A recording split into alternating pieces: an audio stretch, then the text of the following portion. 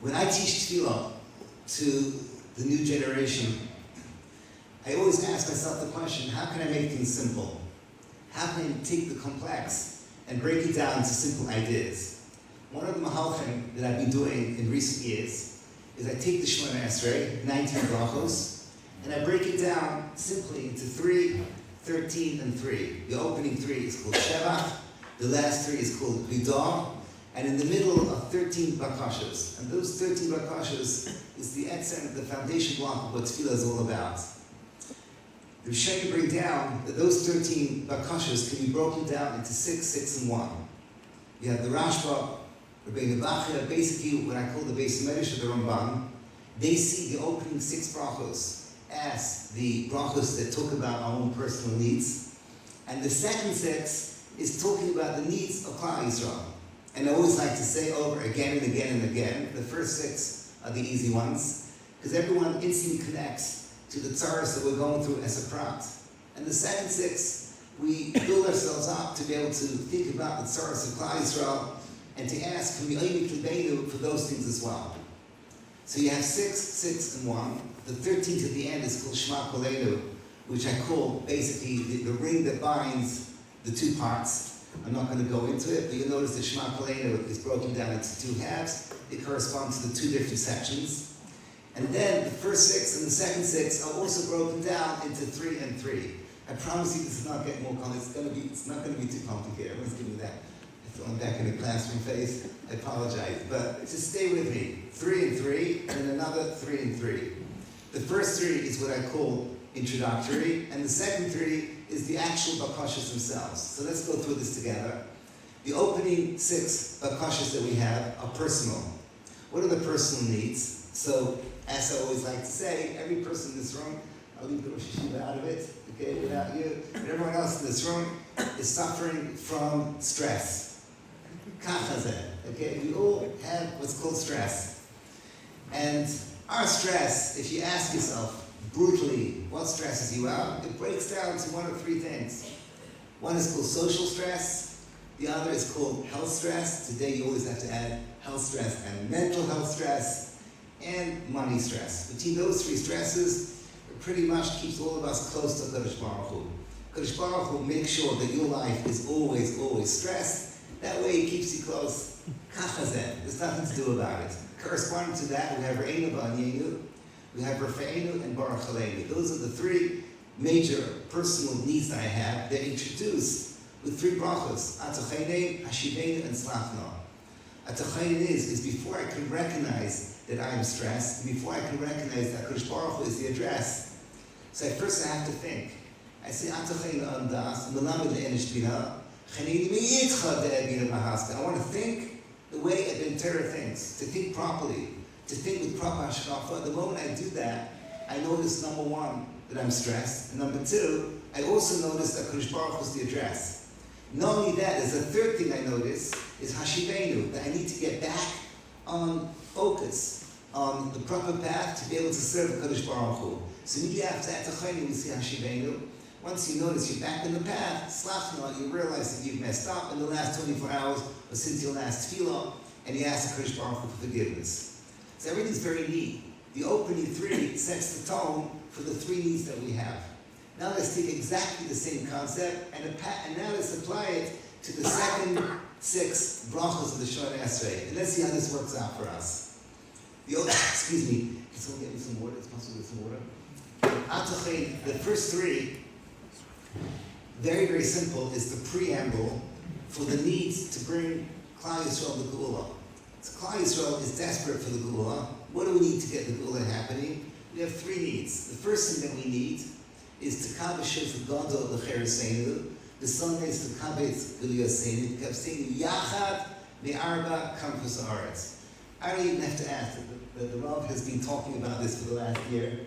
But the need for Jewish unity, the need that it doesn't matter what type of person you are, as long as you recognize that Kadosh Baruch Hu is central to bringing the Geula, the way that you serve a Kadosh Baruch Hu, each one has their own tribe, and together we go and we try and get close to Kadosh Baruch Hu, together as the different stripes and the different types of what's called Klal Yisrael. So that's the first need that we have. Thank you so much. The second is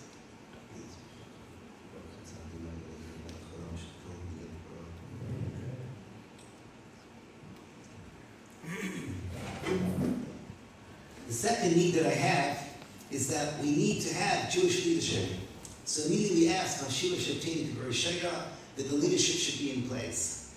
And the third preamble need that we have is that after we have leadership, what's called the fifth column in Klal Yisrael, the Malshinim, Kosh Baruch Hu should, as the Maral says, subdue them in their shitos. Not that they have to be physically destroyed, but what they stand for should be subdued. So those three are the preambles, the ones that bring the rekat to what's going to bring the Melech HaMashiach. Finally, we have the three that talk about the Geula process itself. And I'm going to do it backwards. You'll see why in a moment. The third and climactic need that we have is Tzemach Tov Avdecha, we need Mashiach. Like, duh, obviously, that's it. That's the Geula. We need the Melech HaMashiach. But before the Melech HaMashiach, he needs a place. He cannot come in a vacuum. And that's the aim of the bracha for Yerushalayim. And now I want to share with you what I want to talk about over the next 10-15 minutes. And that is the bracha that comes before Yerushalayim. It is a bracha that bothered me for years and years and years. I know different shetlach, different shatzim in it, but something that really, really spoke to me. I only managed with Zohar to do. 7-8 years ago, my Rebbe passed away. I came to the conclusion that this is how to read the bracha. What is the bracha before Yerushalayim? Hatzaddikim. That bracha Hatzaddikim for years and years and years was an enigma to me. What is it doing over here? I have a bunch of questions. Just going to mention a few of them. First of all, whatever we're going to say about Hatzaddikim, it has to be that this is part of the Geula process. Hatzaddikim, Yerushalayim, and Tzemach Tov are the three steps of the Geula. So what exactly is Hatzaddikim all about? Secondly, why do they deserve to get a shout out? Honestly, once again, I'm leaving the Rav out of this. But I think in front of me, and including myself, we're all good old-fashioned Beinanim. It's good enough for the Sefer Tanya. It's good enough for us. We can all be Beinanim. Good enough for Rav. Okay, we can be Beinanim. We don't have to be tzaddikim. And I think it would be very, very nice to get a shout out in the middle of Shemona Esrei. Why did tzaddikim get a shout out? Honestly, speaking as a person that spends a lot of my time working in Kiruv, and today my Rebbe says everything we do is Kiruv. Okay, there's nothing we can talk about. Everything is Kiruv today. Honestly, that what they call the Rishonim, those lonely souls that we try and help, why don't they get a shout out? Why don't they get a bracha? What is it about the tzaddikim that they get a bracha right over here that we scream out for the tzaddikim? Thirdly, in the bracha, we tell HaKadosh Baruch Hu, the same Sacha Tzai V'chol Habaytchem Shimcha Be'emes. Give them their star. We tell HaKadosh Baruch Hu, look at the tzaddikim and give them their star. Last time I checked, one of the Yud Gimel Ikros is Char V'Einish. Basically, if I could translate the bracha in 10 seconds, HaKadosh Baruch Hu, do your job. Now, what is going on over here? Why are we telling HaKadosh Baruch Hu to give schar dafka to the tzaddikim? Anyhow, he's going to give schar to everyone who deserves it. Tzaddikim get their schar, Beinanim get their schar, Rishonim get their schar. What does it mean that we're asking Kadosh Baruch Hu to give them their schar? And the final one, and you're going to see at the end, for me and for you, it's going to be the most important. Once again, I'll leave the Rav out of it, is the words for Aleinu. What a, no offense, a ridiculous word. You have a list, a pantheon of all the great holy people in Klal Yisrael, tzaddikim, chasidim, zikri amcha b'Yisrael, Plato Sefren, Gera Tzedek. Don't forget us, Hashem. Now, ask yourself a question. Are you in that list? So you're in that list. If you're not on the list, why should you be in that list? Even if we can figure out a reason why tzaddikim get a shout out over here, mechanech that you should say, Valena, again to the, you like this question, you're back in OJ, right? So I want to give you my mahalach. Afterwards, I was zeicher to find, it's Marumas ready in the Shibbolei Leket and the Rishonim. A little bit, those of you that like Ishbitz, I'll show you there as well. But I believe it's so emes and it so fits in, and you're going to see in a moment, it's so matim for why we're here this evening. And that is the following big idea. We're asking for Mashiach ben David. You and I know, Gemara Sukkah and other places, before Mashiach ben David, there's another Mashiach that's supposed to come. And by pure chance, it also happens to be that we know that he is called the tzaddik. He's not described as a tzaddik. Noach is tzaddik, right? He's described as an adjective of tzaddik. But you have Moshe Rabbeinu, you have David HaMelech, Aaron HaKayin, Avraham Avinu. Somebody is called Hatzaddik. Who is that person? It's Yosef. So Yosef is the tzaddik. Next time you look at your siddur, you'll see the name of this bracha is called tzaddikim, right? It's the bracha for tzaddikim. Tzaddikim get a bracha, and the tzaddik, at least in Sefer and Chumash, what we know, Binyamin is also called a tzaddik, but for basically the same reason. The tzaddik is Yosef. And Yosef is also, there's a concept called Mashiach ben Yosef. And Mashiach ben Yosef is supposed to come before Mashiach ben David. Suddenly I have a Marim. Suddenly I have a way of possibly looking at this bracha, that this bracha is a request for Mashiach ben Yosef. He has to come, then comes Yerushalayim, and then comes Mashiach ben David. But now comes the key to the big idea. My wife begged me to unabashedly tell you that after the shir, I had the sefer that I came out, his biography, and for the ladies upstairs, the Brikshy Lake, the men can buy it for their wives. Yeah, I did it. My wife is not happy. I just wanted to say the following thing. My Rebbe said this more than once. He said, just more or less saying in his words, it's healthy to think of Mashiach ben Yosef not as a person, but rather as a concept. He said it's healthy. In other words, you solve a lot of problems. Those of you who are history buffs will know that a lot of interesting characters have received the title of Mashiach ben Yosef. Okay, whatever it is, I just see something I can say in a basic medrash. Napoleon, for example, was described by the rabbis, big rabbis, as Mashiach ben Yosef. Mashiach ben Yosef is a person, tutzach, it's complicated. It's better to think of Yosef as a type, as a personality type, that is there to bring in the personality type of called Mashiach ben David. What's the Maramokim? Very, very simple. Parshas Vayeshev, Miketz, Vayigash, Vayechi. We're a little bit too early in the Parshas, but let's just go and remind ourselves of what's about to happen, unfold in Sefer Bereshis. You have a man called Yehuda. Yehuda is already, by the time we get to Vayigash, has a din of Malchus. He comes down to Goshen. What is Goshen? Goshen is the Yerusha that Parah gave to Sarah Imenu. He comes down. This is our place. This is a Yiddish plot. First thing he does what Yidden had done throughout history to survive. He builds walls. That's it. The story goes, wherever Klal Yisrael build walls, they survive. He builds the yeshiva. I'm sure afterwards he built a mikveh, and then he built a shul, and he built a seminary, and all the things that was necessary to be able to make Jewish survival, that we are disconnected from the goyim around him. Yehuda builds walls, Kamosh Tzarech. But before Yehuda can come down, there needs to be a personality type called Yosef. Yosef, who comes not from Leah, but from Rachel. Yosef comes down to Mitzrayim alone, a 17-year-old boy, who is the only person in Chumash who is male, who is described that his beauty was Yifas Torah, Yifas Mara, extraordinary, beautiful. The Midrashim, borderline outrageous in Parshas Miketz, unrepeatable about how his beauty, everyone around him was like in awe of his beauty. You put a 17-year-old young boy, you bring him down into a place that is called Erev Ha'aretz. Yirmiyahu Hanavi gave it a nice little description, Erev Ha'aretz, and throughout Sefer Tehillim, again and again, is called Admas B'nei Cham. It is a place of the lowest of the lowest of the lowest of the lowest parts of society. Everything degraded, that's what it's all about. So you take a boy, you disconnect him from his parents, from his yeshiva, from his home. He's a kid.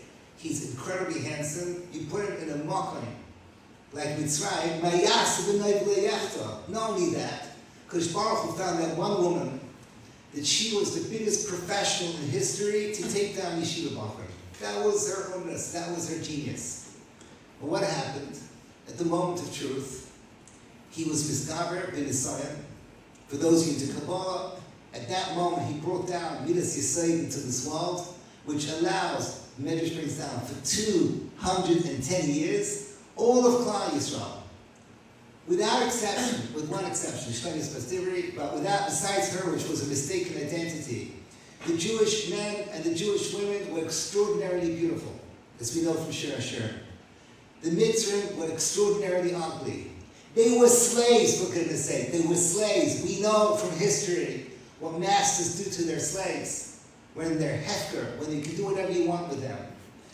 And for 210 years, in the lowliest place in history, all these beautiful young men and women, not a single one was taken advantage of by a Mitzri, all b'schus, that one moment when Yosef Hatzaddik was misgaber and he was Reiva ben Yisrael. Neir v'ayim. Yosef Hatzaddik, Bayar, okay, all the way down to Kriyas Yamsuf, in his chus, everything is his chus, the Klal Yisrael is misgaber with every single form of Yitzhahara. So let me summarize what I just said. You have a concept called the Mashiach ben Yosef personality type, who sees something in front of him that is an impossible mountain to climb. And he climbs it, he crosses it, he passes, he traverses. And once he does that, he unleashes a Kedusha that allows Mashiach ben David, which in those days was Yehuda, to come in and to build Klal Yisrael and protect them in galus. Let's now translate what we just learned together into the language of the final Geula that we're mamish there. We're mamish there. This is something that I'm saying that is not controversial. Finally, all of Klal Yisrael agree on something. That we're mamish ikos of the Mashiach, we're back in Eretz Yisrael, we're suffering in Golus Yishmael, everything is happening as though it was the way it was written. And I want to share with you, for the last 10, 15 years, my Rebbe Moshe Shapiro, tzaddik from the bracha, used to talk about America being home. I remember I once came back from one of the NCSY shows, told me I come back, and as Moshe always did in the car, I drove him every Friday, he asked me, so what's going on in America? As I said to him, and Higashti, עד כמה שהתרבות של אמריקה יורד מ-0 ל-חום. And he looked at me with his piercing eyes, and he said, מה אתה אומר, זה יורד? מנחם, זה לא יורד. זה כבר ירד. It's already in Chom. The world is already Chom. Meaning the culture of America today, which is another way of saying the world culture, the dominant culture, is the culture of Chom. And in that reka of Agmas Mecham, which is the second Mahadura of Mitzrayim, of the time of Yosef, we see Yosef Hatzaddik again and again and again, these personality types that are in Mitzrayim, and they are doing things that do not make any sense, that simple people cannot do. Let's talk this through for a moment, just for a few minutes. Just deal with the fact that I'm a frustrated mechanech. I can ask them up to hold my hand now because we're in this together. What can I tell you? When I was growing up in England, I never heard of a Hamish Yid asking a Rav, is it okay to get a tattoo? Now, honestly, okay, because it wasn't even a question. Tattoos were the lowest of the lowest. Somewhere in those of you, the British people over here, okay, in Soho, you have these tattoo parlors where the sailors would go and get their tattoos, but Sinna, the most embarrassing thing ever. I remember a few years ago, since then it's happened a few times, a Bais Yaakov, a product of the Bais Tefilla, do me a favor, don't answer with firmkeit, with halacha. What's the big deal about a tattoo? What am I supposed to do? Okay, what am I supposed to tell her? I told her, I said to her, listen, ask her if there's any of the clothing that she wore a year ago that she would be seen dead with today. And she said no. Okay, so what makes you think in a year's time what you're going to do?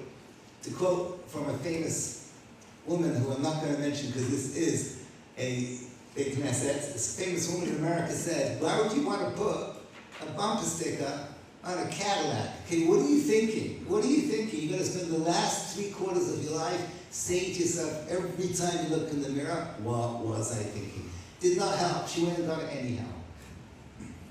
Another example, clothing. So I'm not a big maven in clothing. Whatever it is, I don't understand the whole tarbus of understanding clothing. I just remember that I have to make sure the tie is in the middle. That's basically it.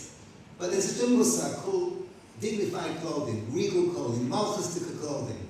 Clothing that you and I would consider something that puts us, makes us look that it's not, that we're not on a tiyul, it's Shabbos Yom Tov. Today, that clothing, you have a look at the beautiful people out there, and they look like they have freshly fought with a pack of wolves.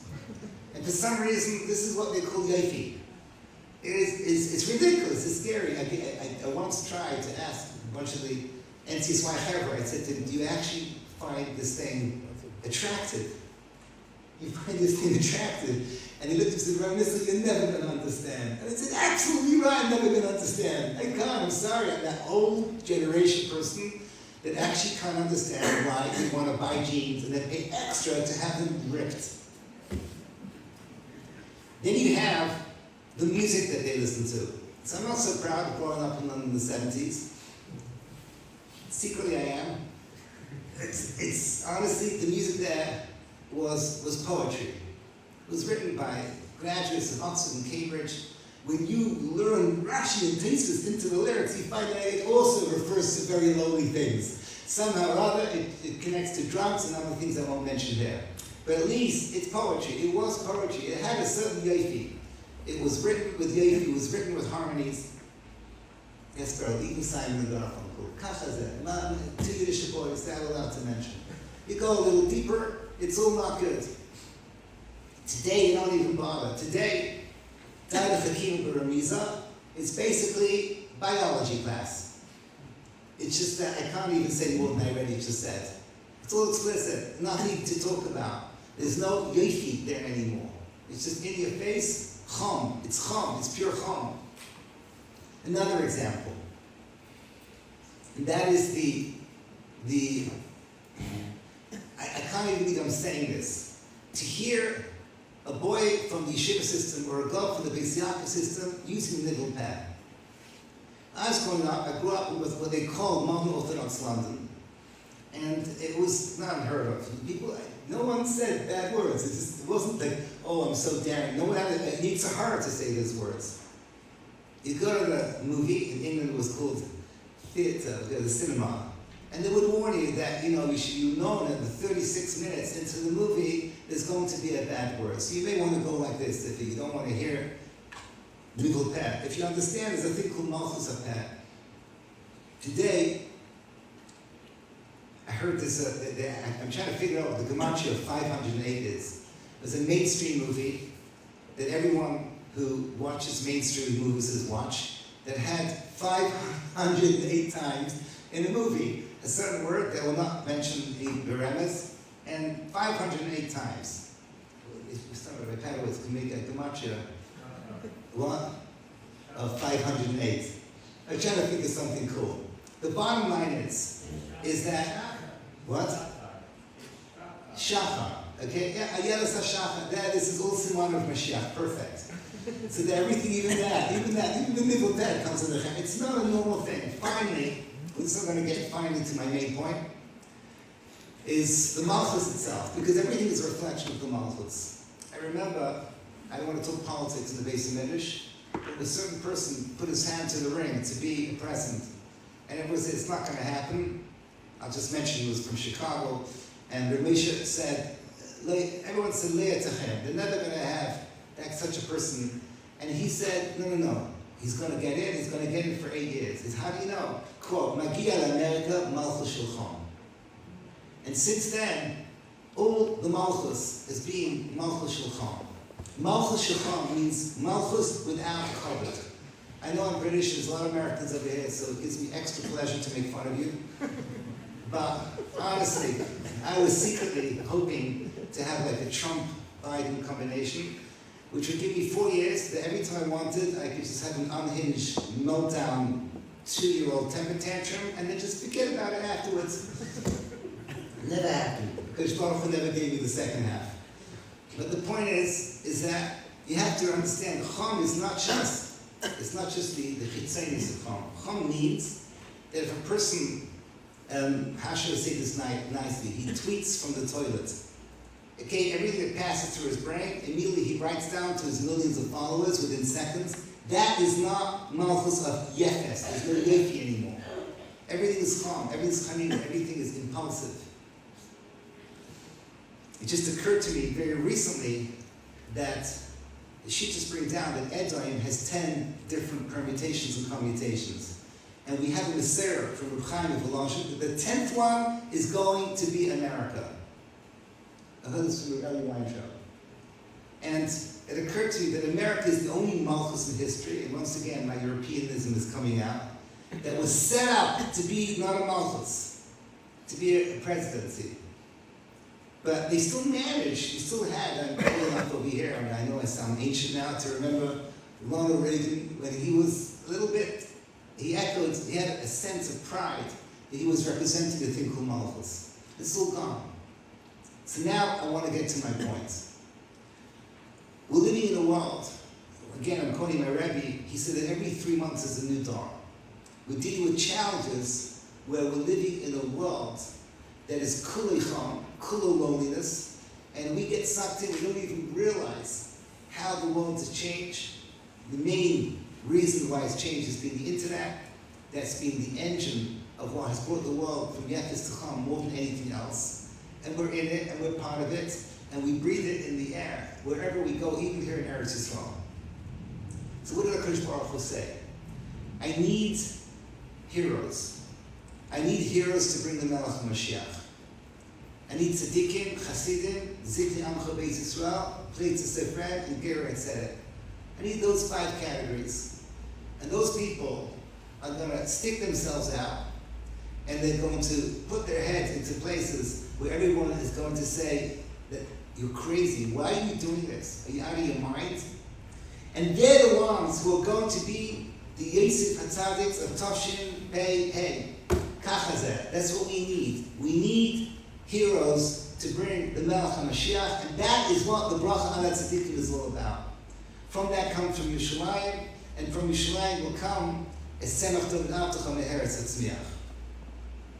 So let me go through this with you briefly. Hatzaddikim. So here, the classic example of Hatzaddikim for me are the teenagers that I work with, who are Moisen Nefesh for Yadus in a way that is unfathomable in the obstacles that they have to face. I'll give you one example, and I want to move on to the next category. Years ago, I came from a Shabbaton in NCSY. I met a young man who wanted to go to yeshiva even before Mamash at the very beginning. He wanted to go to yeshiva, and he had an assignment, which today is very, very common. In those days it was much less. An assignment that, once again, I cannot mention the shul. And he said to me, I have this assignment, no yeshiva will ever take me. And I said to him, thinking that I do the responsible thing, I said, listen, if I was in your place, I would not want to become from. Honestly, I think you're crazy. I would just get out of here, go to the Midwest, go to Memphis, Tennessee, right, and live happily ever after, and don't even try the frum world. Forget about, we're very judgy. I mean, amongst ourselves, we have this problem that we like to judge people. And you're going to be the guy. You're never going to get married. Anytime you go to Shabbos, you'll see the parents are whispering to the kids. It's going to be awful. I described to him how difficult his life is going to be if he wants to become a Ben Torah. And then he says to me the following words, I mean, my ass, what am I going to do? It's emes. There's a God in this world. He gave us the Torah. And the Torah says that I'm not allowed to act on my feelings. I have to work on myself. That is emes. There's a din b'cheshbon after 120. It's a kid talking to me. And he recognized that he needs to be miskaber. And he needs to get over this thing. And he's prepared to do whatever it takes. He knows it's wrong. And he has to be only been Messiah. That Friday, I'm driving my Rebbe. And as he is, he always asks me for stories. And I told him exactly what I have. I said, Rebbe, did I say right? He said, you messed up. Okay, this is not good, okay? And whenever anyone that do a Mission Bureau, so just look at this picture over here. You don't want to get this person saying to you, you messed up. And so what should I have said? It's exactly what I would have said to him. He said, there's going to come a time, very, very soon, Mashiach's going to come. Mashiach's going to come, we're all going to go and greet him, all the tzaddikim, all the Rosh Hashivas, Gedolei Hadar, the heads of institutions. Mashiach's going to be that kind of person that loves Klal Yisrael. He's going to go into the crowd and he wants to say Shalom Aleichem to everybody. He's going to say he's Am Yisrael, he's believable, believe tachlis. He's going to love every Yid infinitely more than you and I could love the biggest tzaddik or the most beautiful child. He says when the Melech HaMashiach meets this young boy and he asks him, Shalom Aleichem, who are you?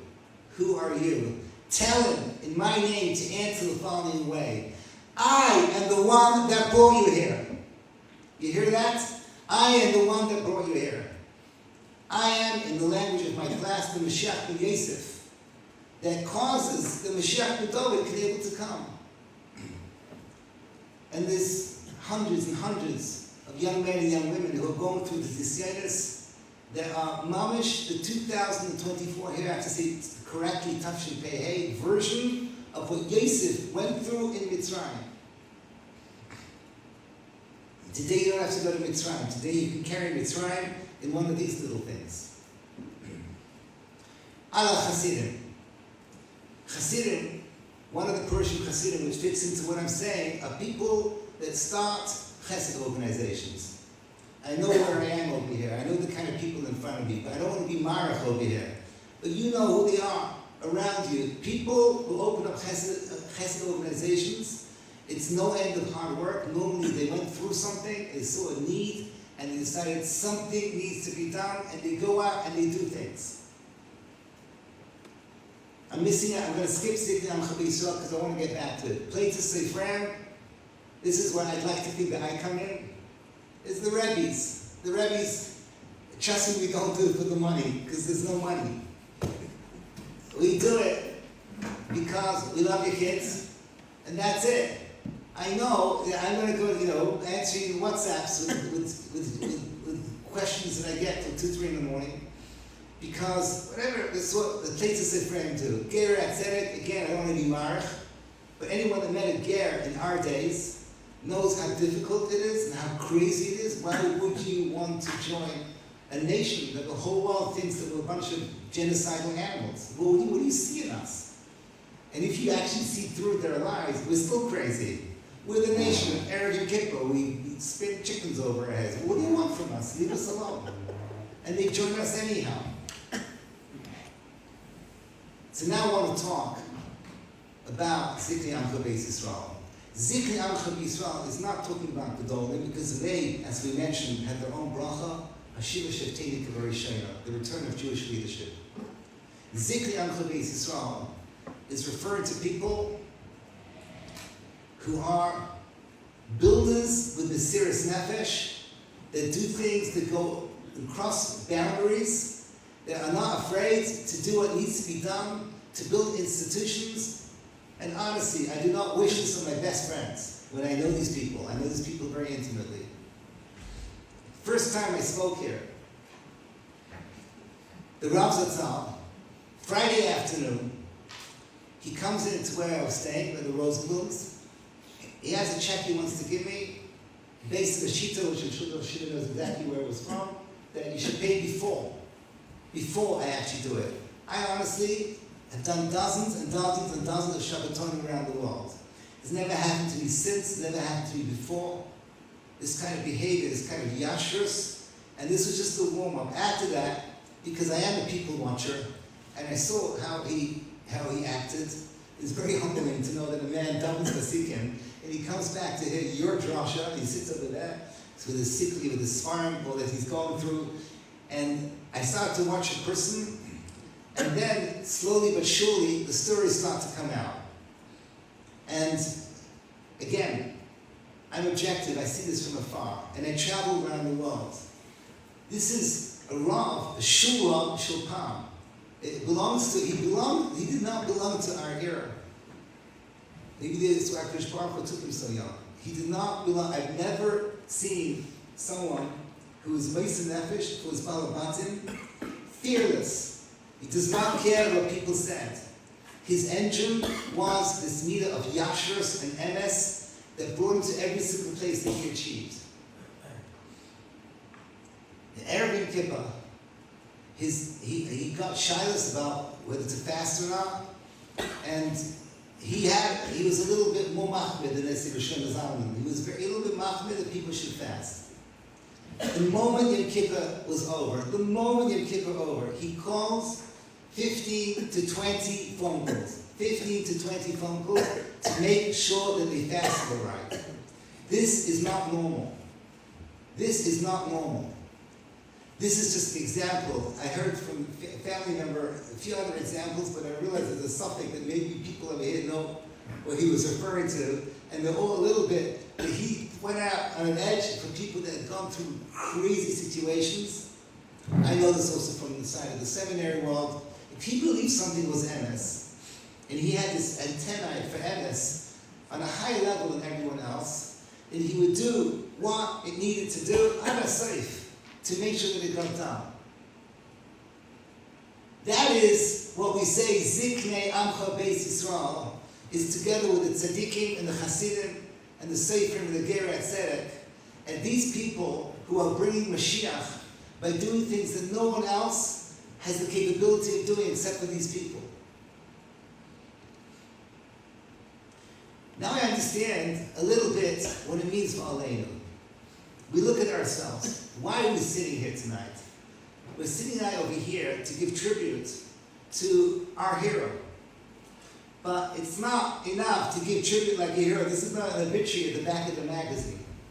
This is because we need to say, if we cannot be him, we can ask ourselves, what did he do that we could try and be part of? In other words, if you cannot be in this list, if you cannot be in the pantheon of the heroes that bring the Melech Mashiach, you can at least say, these are my people and these are my inspirations. When we say the Simcha Kein Mehem, when we say the words, the saints Sachato, give them schar. Obviously the schar in Shemayim is out of safe. Only the schar is without end for these people. But we want to be able to see the schar. We want to be able to see with our own eyes how these people are noticed and acknowledged, because we're living in a jar that has so many challenges and so many difficulties, and it's so hard to be a Benter Yid here in Eretz Yisrael with everything we're going through. So we need to be able to see these heroes. The classic example is always Mordechai. You ever wondered? He did not want, I promise you, I never asked this to Mordechai HaYehudi. He did not want to go on a horse through the streets of Shishon. This is what's not missing in your life, right? You do not need to go on a horse through down Rehov Dizengoff. It's not what's missing in your life. Well, you know what? First of all, for another reason, this is because I always picture Achashverosh the way they are in the coloring books. Achashverosh was, how do you say this nicely, a plus-size monarch. And Mordechai is always like, like this, like this. So Mordechai, he must have looked ridiculous wearing Achashverosh's clothes. That's one thing. But even without the fact, there's no way. Mordechai goes down the streets of the main streets of Shushan. No wonder he wanted to run straight back to his sackcloth and ashes. But he goes, and as he's going down, all the Yidden watch him and said, that was the ultra-Orthodox Haredi fanatic that everyone looked at him and said, Rabbeinu Eloko. And now they look at him and see the cover that he gets. That is instant tshuva. That is instant wake-up call. That is exactly what we need to be doing now. When we remember the ways of the Rav Zatzal, and what he did over here, what he instituted over here, when he unleashed chidushim again and again, and what it means to be a Rav of the Bais Knesset that we have not seen in the four corners of the world, and how we ask ourselves to be Mashiach, and if we can't be Mashiach, to at least acknowledge and identify and say, this is what is my hero. This is what I look up to. This is what I want to be part of. And then you are the Aleinu in that list over there. So I want to ask now the Eibishter, Kodesh Baruch Hu, to have bracha with all of Klal Yisrael, and the Mashiach, when he does come, we'll have to do a stopover over here to remember and to give tribute to the heroes that brought him. And a man like Rabbi Malinowitz, tzaddik Zichron Livracha, who did so much to be mechanech for his community and for Klal Yisrael and for everything that he saw all the time to be able to fix and make better.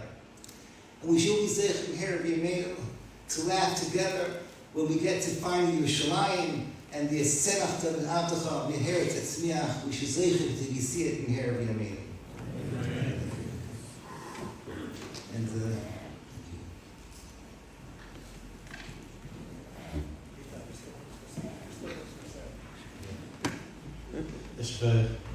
thank you everyone for coming. Neshama should have an aliyah. It's always great to see the Malinowitz family. Thank you all for coming. The books are available in the back of the basement.